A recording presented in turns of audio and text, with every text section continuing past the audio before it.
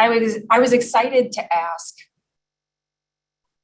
are there any practices that you grew up with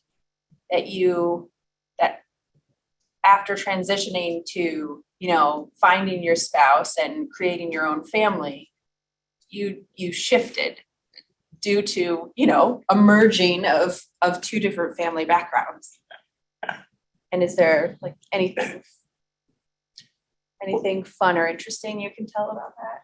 Well, not fun or interesting, but when I was real little, we lived in the same building as my Bubby and Zadie, and she had a custom of during the month for Pesach, she would get on her hands and knees, scrub the floor in a particular room, and cover it with the Yiddish newspaper. So by the time Pesach came, you were kind of only allowed to walk into the rooms with no Yiddish papers, which was basically none of the rooms in the house. So that's the custom that I did not continue. It's hard to get a Yiddish newspaper. I tried. It wasn't the same with an English newspaper.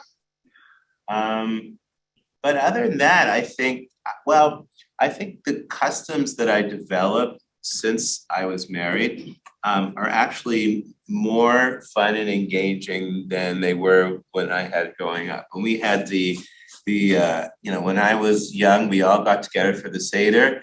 All the men sat around the table, and one end, all the kids sat at the other end, and all the women went into the kitchen.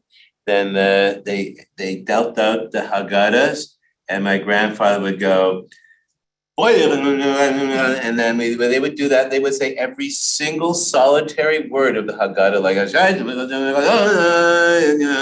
then when we start going to Hebrew school, we would say, wait, we know how to sing this particular part. All right, go ahead. And then so that was our Seder growing up. The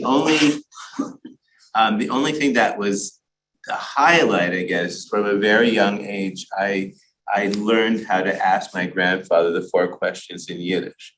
And so that is something I've tried to teach my kids. I don't know how well it's gone. They kind of get it, but I did do the 4 questions in Yiddish. So that was probably the only morsel from growing up that I kind of carried over. But when we started going to the seminary and through college, well, I mostly lived at home through college, but when I started with our own household, obviously our Seders became more engaging, and there was room for talking and games and all kinds of stuff. So I would say that the fond memories I have are really not of growing up. They're more of since I met Laurel and became part of her family, and then we merged our families together because they were a lot more fun than we were.